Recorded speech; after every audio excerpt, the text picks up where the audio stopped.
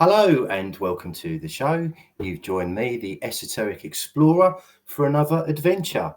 So, some of my regular viewers might know that I recently went to Gwynedd in Wales to check out the sites on the Star Map of Gwynedd. I had a fantastic time. It was something that I'll never forget for as long as I live, for many, many reasons. And I met some very, very interesting people while I was there. Hugh Evans, of course, the discoverer of the Star Maps of Gwynedd and the author of 3 books on the subject. I met Lawrence Main, who was a very interesting larger-than-life character, a druid and an absolute expert on pre-Roman history in Britain. And another very interesting chap, an eminent scientist called John Hart. And Hugh and John are joining me today to discuss a subject that came up frequently in our conversations in Wales, the subject of metrology. Now, that's not meteorology, that's metrology, okay? So that's the topic of weights and measurements. And we're going to be looking and discussing this subject today and keeping it kind of focused on ancient monuments and the ancients. So without further ado, here comes Mr. Hugh Evans. Hello, Paul. How are you doing, Hugh? Good to see you again. Very good. Thank you for inviting me back. That's a pleasure. I was wondering whether you would. always, mate. And here comes Mr. John Hart. Hello, John. Greetings, Hello, John. You put your beer down now. I just got it down. Brilliant. Okay, so let's kick this off by perhaps explaining what metrology is. Before we delve into the subject, perhaps one of you could explain exactly what metrology is. It's John? a scientific study of weights and measures. Brilliant. So that's linear units, units of volume, and units of mass. Okay, brilliant. And why is this subject so pertinent to understanding about ancient monuments and the ancients? Why is it so important? Shall I carry on? Please. It's because, I mean, fundamentally, it's in my view, it's the greatest signal we have from the ancient world. And it speaks of prehistoric science of an extraordinary kind. If you consider Stonehenge and the Great Pyramid and others, they're really schemata of the globe. They are fantastic achievements by the ancients, and they've been decoded by a group of British scholars, including Hugh, others, and it's a fantastic achievement nationally, and it's of international significance, in my view. Thank you, John. I'd agree with that. Yeah, can I say any thoughts to you on that? I'll start with the last comment, which is it is of international significance. It is also of great historic significance. It is our heritage. It is our inheritance, and we should, as the present generation, preserve it and explain it to future generations so it's not lost, because there are people about us that have tried to eradicate it. I'll not get too political, but I think I'm just following on from John's last comment there. Yeah, brilliant. Thanks, you. So, John, how did you actually get into metrology? I moved. I'm speaking from Hampshire. I moved here about a quarter of a century ago, and I joined the local history society. And they produced this booklet on how you walk around the local area, and the distances between milestones were given in kilometers, and I just gave up. And actually, I didn't do anything at all with that society. But my wife and I go to the Gower Peninsula for rest and recreation, to a holiday cottage there, and we're good scouts, so we joined the Gower Society. And the Gower Society is full of magnificent human beings who, however, occasionally have excursions into the metric system. And I regard that as cultural vandalism. And they'd actually established the Gower Way, which is diagonal down the Gower Peninsula. And they'd put milestones at half-kilometre intervals. And I came close to despairing, but I thought, I will do something about this. So I wrote to them. And they published my letter, but they wrote next to it. They put, from some senior person some senior worthy, who said we have to move with the times. In other words, you have to be a cultural vandal and a philistine and a betrayer of heritage. And so I wrote an article on this, and I was hoping to be able to wave it to you because it's due out any day now. And amazingly, they published it because you cannot, if you read between the lines, I'm pointing to them and I'm saying, you people, stop betraying Welsh heritage. And that's how I got into metrology. And all I've done, as you both know, is I've written an article for yet another history and heritage organisation. I'm going to slam them next. And I just want to make a real difference. Yeah. Okay. So who do you consider to be the most kind of key experts in this field, John? Well, I regard there's three wise men of modern metrology. One is no longer with us. That's John Mitchell. Then there's a character who's wonderfully frightening called John Neal, who's a metrologist. And he actually was kind enough to peer review my article and described it as quite a competent little article. I love that. And then the third one is Robin Heath. Robin Heath. Yeah, Robin Heath. And those three between them, it's a fantastic story. They went to Lundy, and there's a tavern there called the Morisco Tavern. And in this sort of beautiful, no one-armed bandits or music or anything like that, they not up till that moment, which is September 2002, they hadn't been able to agree on their story. And in that tavern, John, were they all three of them together? Yeah, in that very same place. They'd been surveying the place. I'll tell you why in a moment. And they agreed. They got to agree their story, and it was based on a version of the foot, because we're very privileged. We have the English foot, which is basically the basic unit that you can understand all metrology. And and John Neal said, it's a Drusian foot. Now, a Drusian foot is a version of the English foot. And it was a complete breakthrough. And they describe it in their book, Measuring Albion, whatever it's called, The Measure of Albion.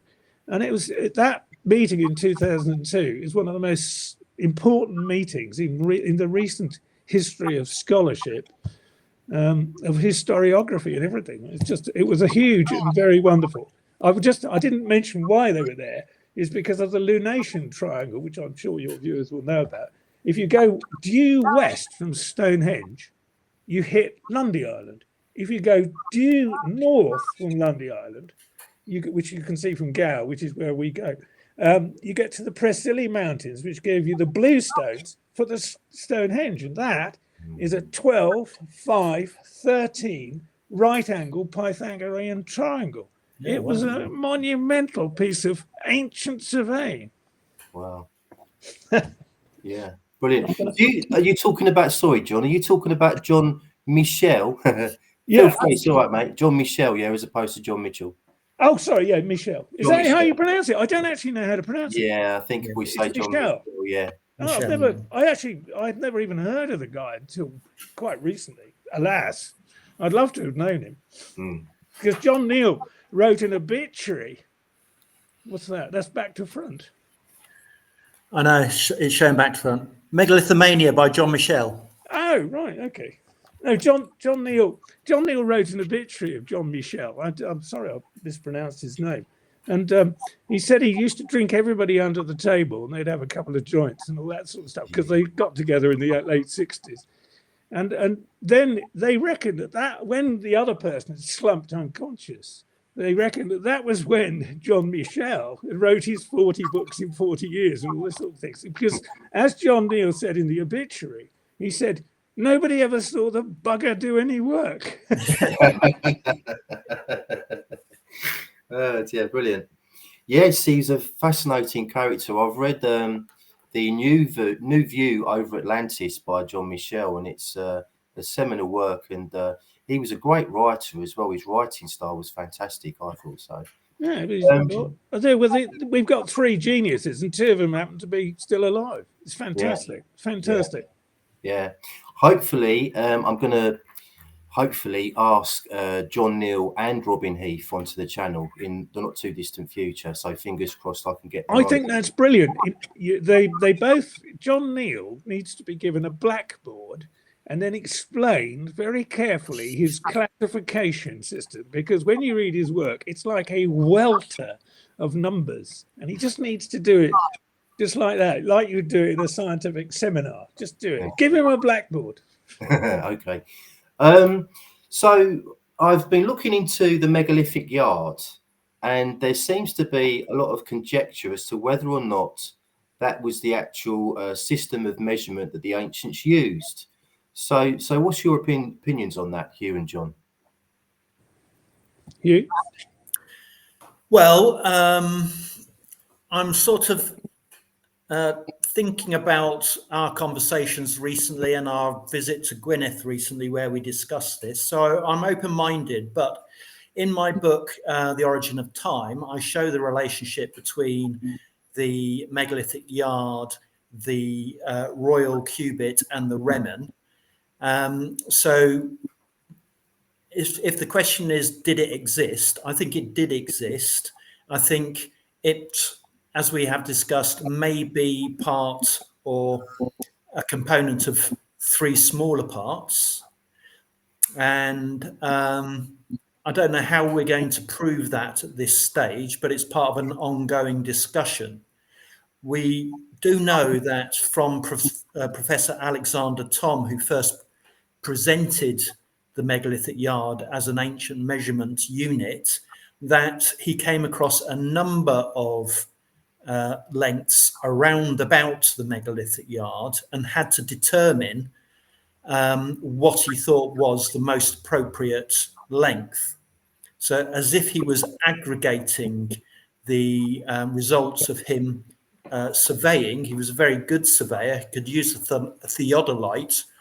You know, there's a lot of people these days who perhaps don't even know what a theodolite is, but he could and did take his theodolite on his motorbike around the British Isles in all weathers, climbed up the mountain and surveyed these ancient sites extremely accurately. How do we know this?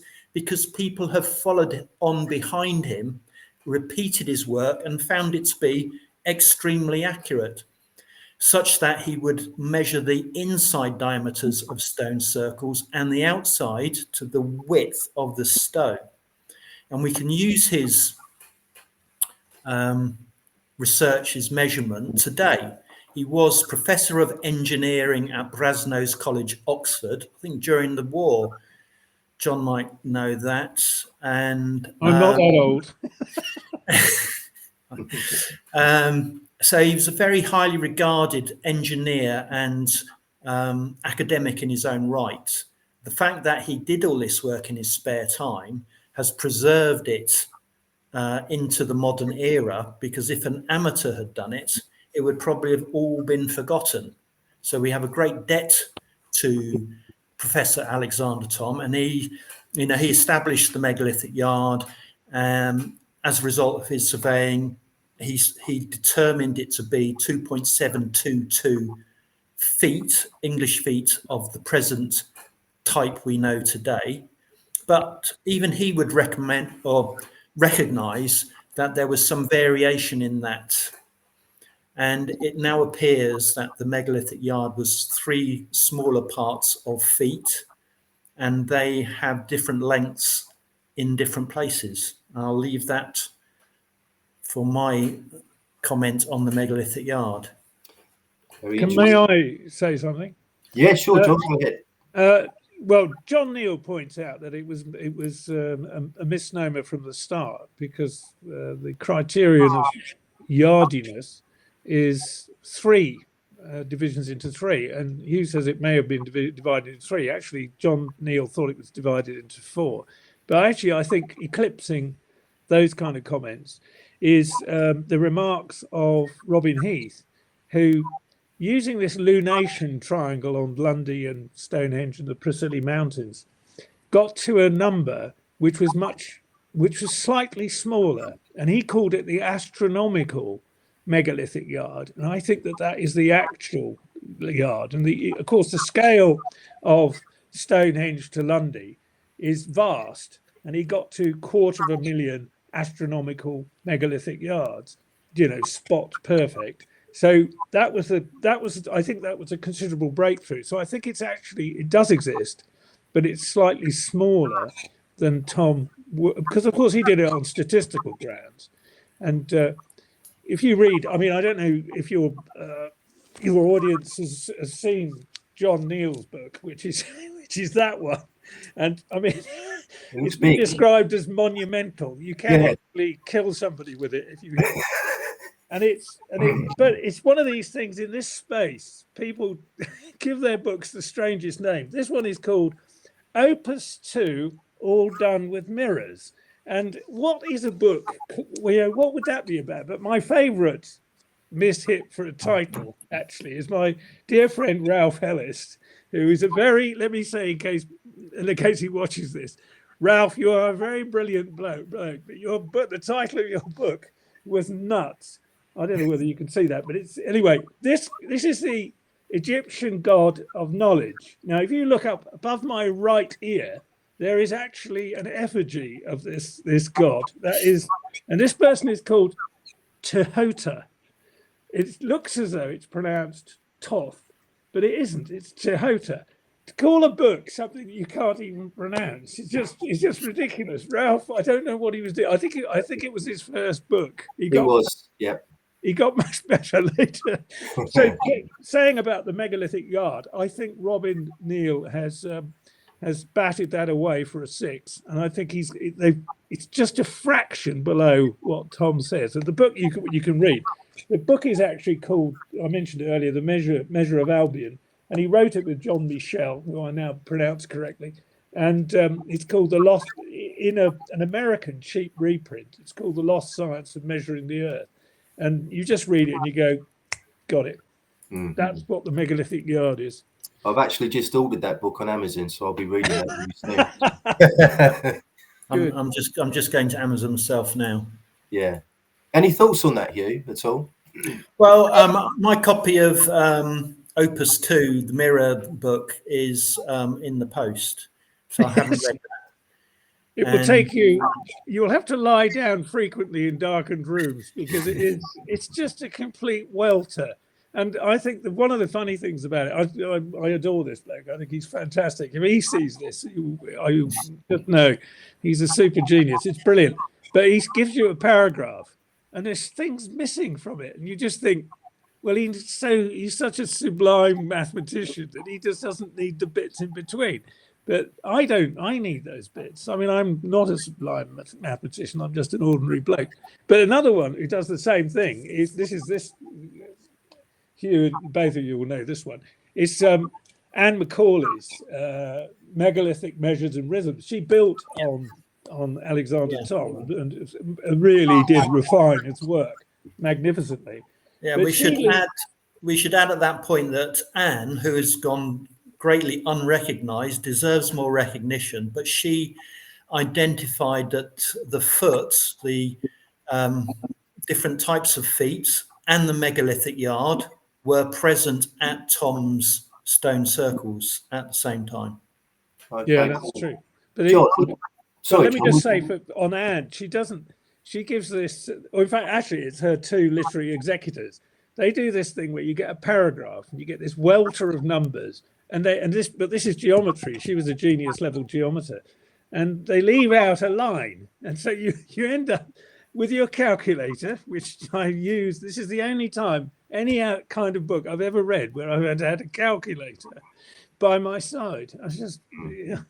Sorry, John, what's the name of the book again, please? This one. Oh, you haven't done this one. This is Anne Macaulay, and it's Megalithic Measures and Rhythms. Brilliant, thank you. That is, but you cost you a few bob, that one. Okay. It's not worth it. Yeah. No, it's brilliant. But this one, which I said, this is the American edition. If you try to buy the original of that, which is the Measure of Albion, it costs you 270 quid or something. So buy the cheap. It's really, it's full of dreadful photographs reproduced at a very low level, but it doesn't matter. Okay, so can I ask you chaps this question? So, how old is the English foot, and how is it connected to the measurements the ancients were using? Who wants to go first? Hugh? Well, if I want to sort of think about my work, I think these measurements are extremely old. You know, they must have been contemplated, refined, and developed at the same time that ancient people developed their language and their numbers. It is almost inconceivable that a society could develop things like language without having developed numbers at the same time, and a system of measurement, as well as all the other skills you would when you develop a society, medical skills, legal skills. You know, how old is English common law? It's evolved over thousands of years, if not tens of thousands of years. So that's how old I think the foot is. Wow. John? I agree. I mean, it goes back into the mistiest antiquity. I mean, it's just extraordinary, and we're incredibly privileged. I mean, John Neal has to be given an encomium here, because he shows that it is the base unit. I mean, the word English we shouldn't get. I mean, we can enjoy it as a nice bit of patriotism, but it's really the universal foot. But you get things like the Roman foot, which the Egyptians used, because if you measure the height of the Great Pyramid, it's, I just happen to know this, 481 English feet, but that is exactly 500 Roman feet, and that's Roman in inverted commas because that's an Egyptian, the Great Pyramid. We all know that. So a Greek foot, that's another. That's not really the Greeks, because I think they got that from the Egyptians. The thing about the English foot is there's no variance, but there are loads of variants of all the other feet.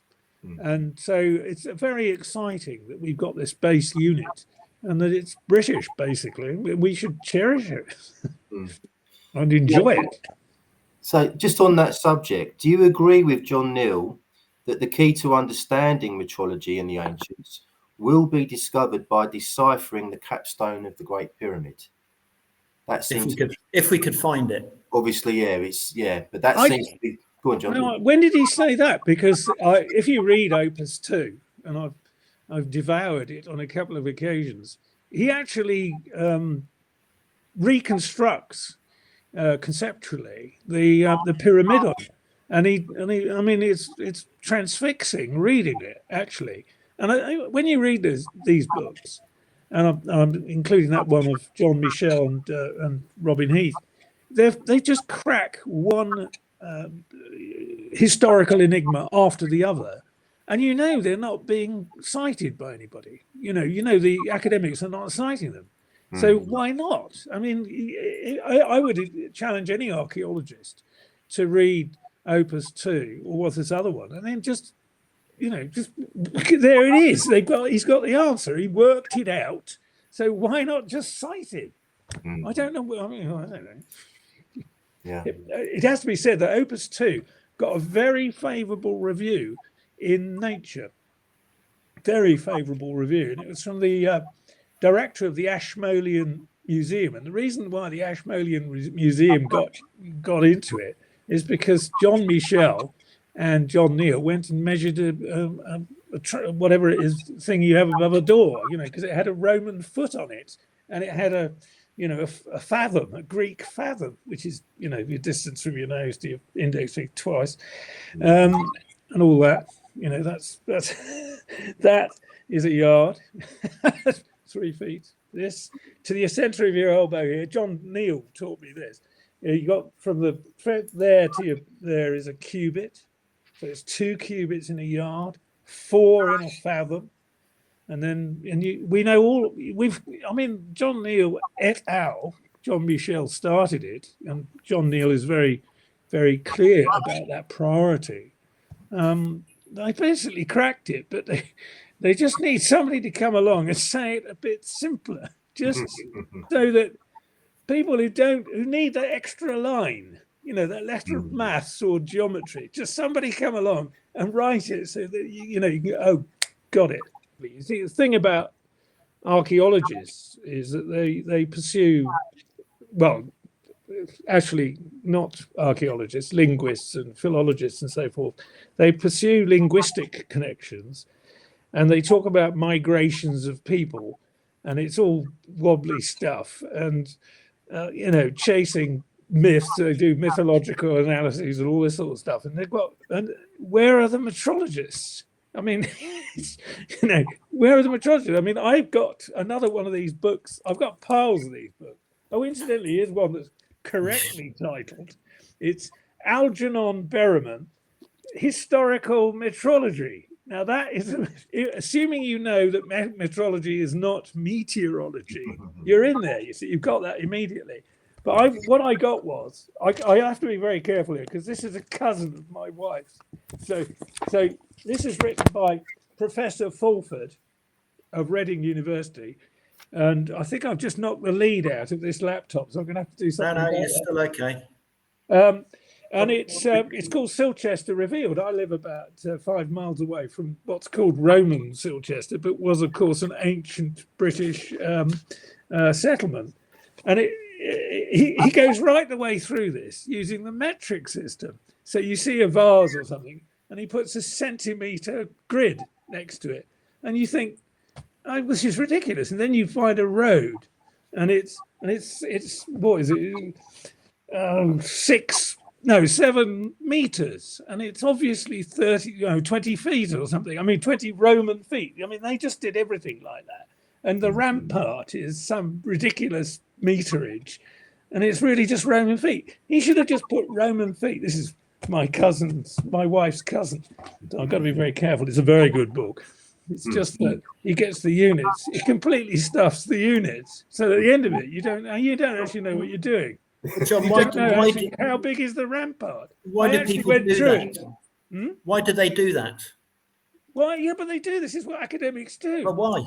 I don't know. Why wouldn't you do? What you want is you want the book to come alive by getting into the Roman thought. Absolutely. You want to know, well, why did they do that? Do they fear using feet? I don't know. It's bizarre. Absolutely bizarre. I wasn't going to mention that, but because I don't want a family feud. It's too late for that.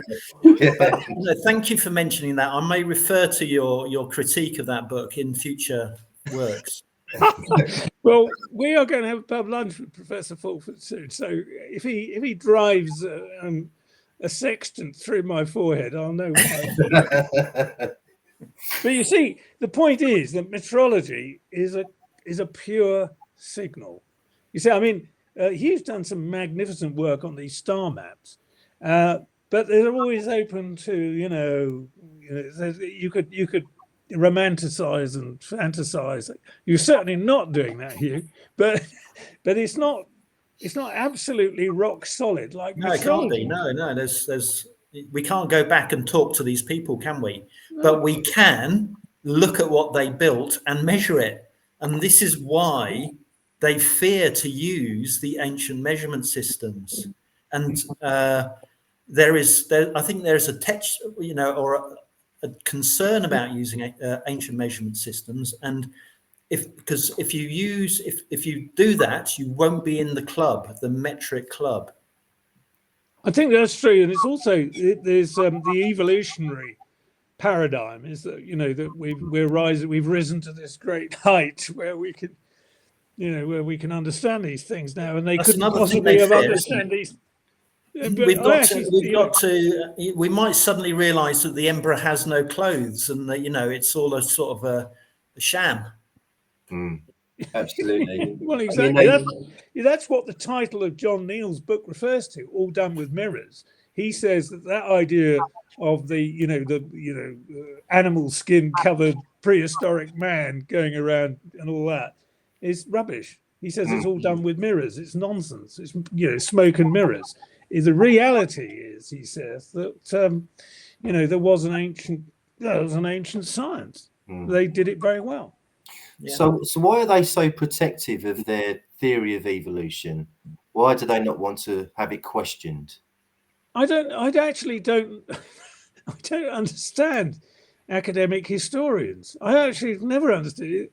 I mean, I have to be very careful about this because I do know a few historians. So I'm excluding them from this analysis. But they kind of occupying an intellectual slum as far as I'm concerned, because this stuff is dynamite. If somebody, if you don't know measurements, you don't know Stonehenge. If you don't know measurements, you don't know the Great Pyramid. And they surveyed the world. They gave you the polar radius, which was less than the equatorial radius. They knew that. And they even had a way of sorting it out by using a special, not the fraction of pi that we all know, 22/7. They used 25/8. And if you use 25/8 on the circumference of the Earth, it corrects for the flattening of the pole, because of course we're rotating and the equator is bulging out. They actually did that. They actually knew the shape of the planet. How did they know that? Yes, that's a very good question. It's sublime. Yeah. And I would, if I was an academic archaeologist, I'd get stuck in. But it's a tough old discipline. It's very dry, metrology. John, would you like to speculate on how they knew that? Well, I don't know. And the thing about we had fairly good idea of the shape and size of the planet before we had satellites and GPS and all this stuff.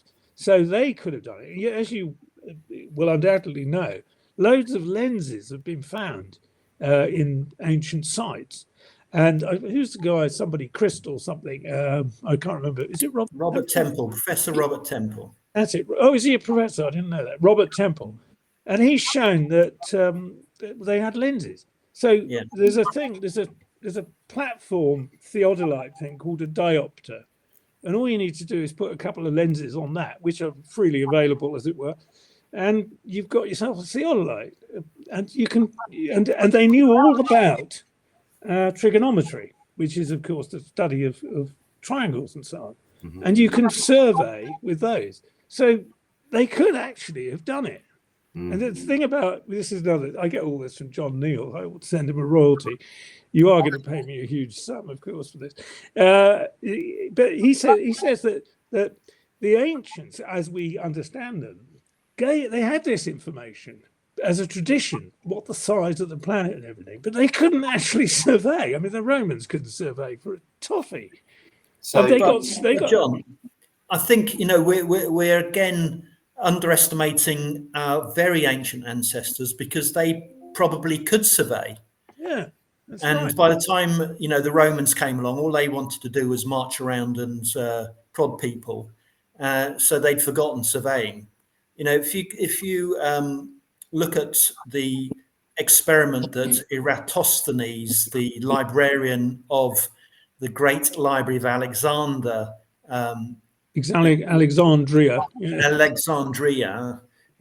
he repeated this experiment where at noon he measured a shadow at a well at Siwa, I think, in the north of Egypt, and also at Aswan in the south of Egypt.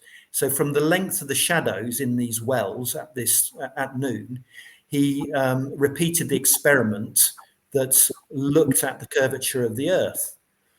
And he got the idea from this once he had aggregated all of the works from very large parts, I guess, of the ancient world into the Library of Alexandria. But that you could have repeated this experiment over many parts of the Earth quite easily and got an idea of the Earth's curvature. That's how Eratosthenes got the idea for doing his experiment. Well, I've often wondered myself if all this kind of knowledge came from Atlantis and cultures like the Egyptians, the ancient Egyptians, and the Mayans were perhaps legacy cultures of a previous civilization. Any thoughts on that one? Pass. I haven't read. You've read. What was it? The View. What's that one? The New View over Atlantis. John Michel. Yeah, I probably have to read that now. That's good. Yes, great book. No, I don't. I really don't know. But I was interested to read that Plato said that part of the reason why Atlantis fell was because they decimalized. He didn't use the word, but they used the metric system. That made me laugh because all they need to do is use the imperial system, and they'd still be around. Well, what does that bode for us? We've just only started using the metric system. Well, the metric system is just rubbish. I was talking to somebody in the gym yesterday. I mean, I am physically perfect, as you can see. And I was down the gym, and this guy actually had a stroke. His name was Danny, and I said to him, I'm going to become a YouTube star tomorrow, and I'm going to tell people that you could use different pi ratios to get integers in your designs. That's the whole point of that. You could use different pi fractions, and it would just true up everything, and you put different modules. This is the John Neal stuff, different modules in, and you get perfect integers. And this is when you go to an archaeological site, the first thing to do is look for the round numbers, and that would be the radiuses and circles and all the rest of it. Just look for round numbers, and the module, as John Neal calls it, should pop out. And I told this bloke, Danny, who's sitting in a chair, he's had a stroke and all this sort of stuff. And he said, "You're absolutely right. The measles crap." And he said, "I've been designing engineering gears for years, and it's just rubbish." And I just told this bloke, and I just thought, there is a general knowledge out there. And I spoke to another woman, and she said, there's been 25 millimeters of rain. And I said, that's an inch, don't you? You know that's just an inch across your thumb. And that if you put that sideways, you've had a sideways thumb of rain. And she went, "Oh, that's where the 25 comes from." And they do this. The bottle of wine, as you both extremely well know, is 75 centiliters. Yeah. And it just comes from a sixth of a gallon. It's an old British unit, which has been wonderful, isn't it? Bottle of wine is indeed wonderful, and that is next on my agenda. Do they know that in France? Yeah, but it is 75. It's just stupid. A centiliter is 1/100th of a litre. Where's that in a decimal system? 1/100th of a litre. It's just cobblers. It's just complete cobblers. Yeah. It's just complete. The metric system is completely divorced from the wonderful world that we live in, which is all through, it's a septuagesimal system, which is all, 60s. Anyway, that's my rant. That was an enjoyable rant. Thanks. Any closing thoughts, chaps, before we finish this one? Hugh? Well, coming back to what you were saying a minute ago, Paul, about Atlantis, I don't understand what the great argument is against Atlantis. If there was an ancient advanced civilization, it would have been called something, and we haven't got a name for it. So why not just call it Atlantis? And was there an advanced ancient civilization? Well, our numbers, our metrology, and our astronomy sort of proves there was. Even today, we don't understand some of these things. And arguably, we've lost our knowledge of some of these things since the Victorian times. What you were saying a moment ago, John, about measuring these ancient monuments, a lot of it was done in the Victorian times, and they would have used the imperial system. So there is a massive repository of these measurements. And the person who wrote that book, your family member who you've now fallen out with, Michael Fulford, who will never talk to me again. He must have converted the imperial into metric to Yeah. write the book. Yeah, well, he will have. Why? First of all, ignored the Roman. Yeah, it's completely nuts. There is this absolute fear that there may be a vestige of the ancient civilization found somewhere, and that people must cover it up at all costs. In even our British history, these ancient, let's not get on that. these ancient sites which we're told are Roman. My historical education in this country started with the Romans. And the implication to Hugh Evans, a sort of 5-year-old, was there was no history beforehand. Even the Roman roads we have, which are measured in feet, when archaeologists go and do their digging, they stop at the Roman level and they ignore the British roads underneath. Yeah, absolutely. One of the extraordinary things about the ancient metrology, sort of winding up, is that there's these extraordinary magic numbers, and I've just got my head around one of them, and I've got it written down here because I can't. Oh, I suppose I could remember that. The number of seconds in a day is 864,000. No, it isn't. Yes, it is 86,400. And that is a number that crops up over and over again in ancient metrology, and is also the one of the key distances on the Solomon's Temple up there in Israel and all that. And there's loads of these things. So the other one is that I like is the solar year, which is 365.2522 days, and it just crops up over and over again. And you just think, that's just ridiculous. They were so clever. The metric system is shallow and jejune and retrograde, and it's just rubbish. But the old system was just magnificent. I love using feet. Didn't we used to have 13 months in a year? I do know that Robin Heath has done I can't remember what I said this earlier. I don't think I did, but you know that if you represent the solar year as a linear distance, and you put your lunar months as megalithic yards, there's a bit left over because, of course, there's whatever it is, number of whatever it is. It's short anyway. It's 29 days or whatever it is, so it's short. It leaves you a bit at the end. In this linear measurement, can you guess what that unit is? It's an English foot, precisely. I've worked it out myself. This was another calculator excursion when I was reading Robin Heath's book. It's just sublime. It's so clever, and you get these magic numbers, these magic fractions, and all this thing. And the whole thing, it's just transcendently brilliant. It evolved over the same period of time that our ancient ancestors developed their language, which is also brilliant, as well as their concepts of the world around them. And to answer your question a minute ago, Paul, no, we don't have 13 months of the year, but because we now have a solar year. Yeah. But when we had a lunar year, we did have 13 months of the year. And over history, there has been this sort of like pendulum swing from people who support the solar year to people who support the lunar year. Because whoever determined the framework of time controlled everything.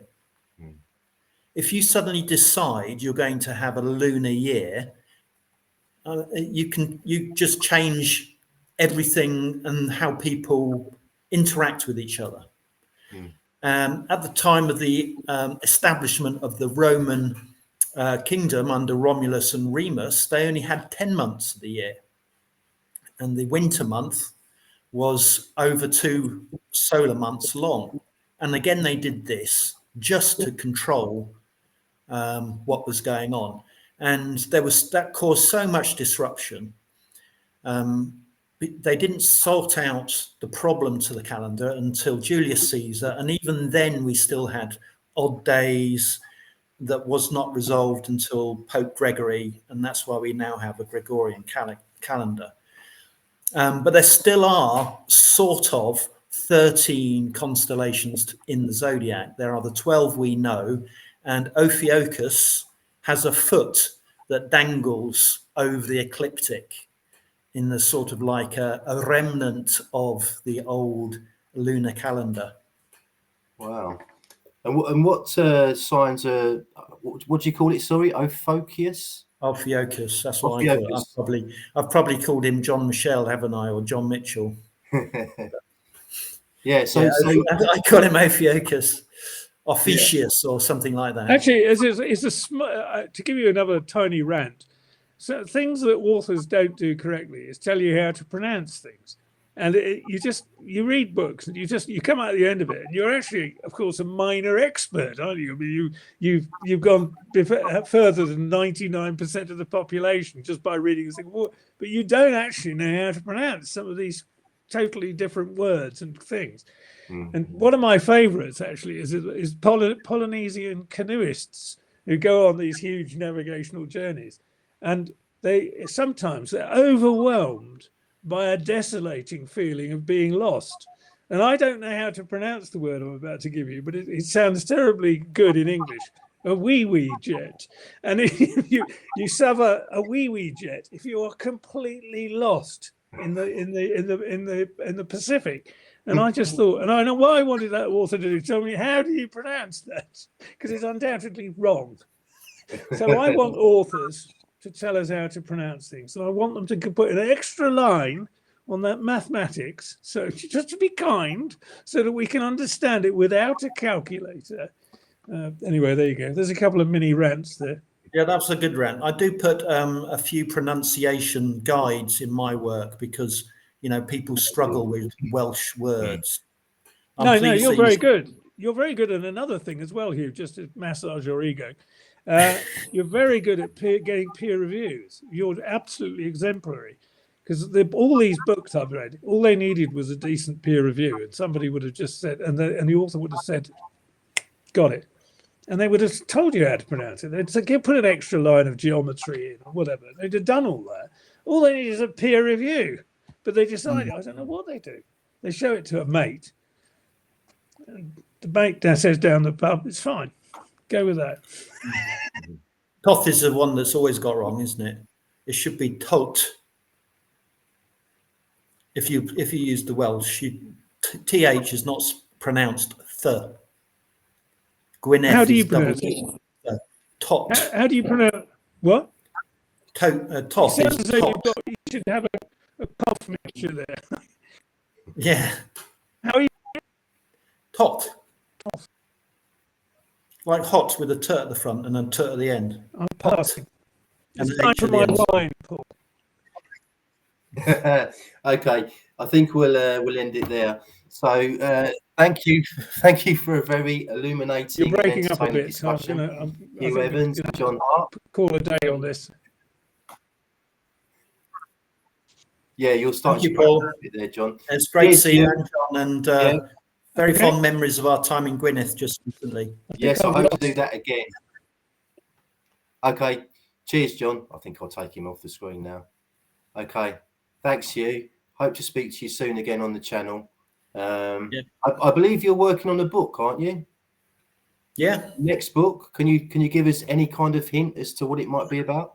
Well, I'm doing three things. I'm doing a second draft of the Star Maps of the Origin of Time, which is only a few pages, and then which I pretty much finished because I need to reprint. I've nearly run out. I'm then going to do an extension of the Book of Numbers to include weights and measurements, the origin of weights and measurements, their names. I'm not going to get into all of the numerology that John is doing, and Heath and Michelle and John Michelle and Robin Heath are doing. I'm not going to get into all the numbers because I'm not going to do it better than them, and they do it well enough. And then I'm going to start on a book about the origin of the Earth, the planet Earth, and the universe. Wow. Okay. Well, very much look forward to that. Okay. Cheers, Hugh. Thanks for watching, everyone. Hope you enjoyed it. Please give me a like if you enjoyed it, because it helps with the channel and puts me in a cheerful mood. And if you're new around here, do subscribe, and we'll see you again for another video. Cheers. Thanks, Hugh. Goodbye. Thanks, Paul.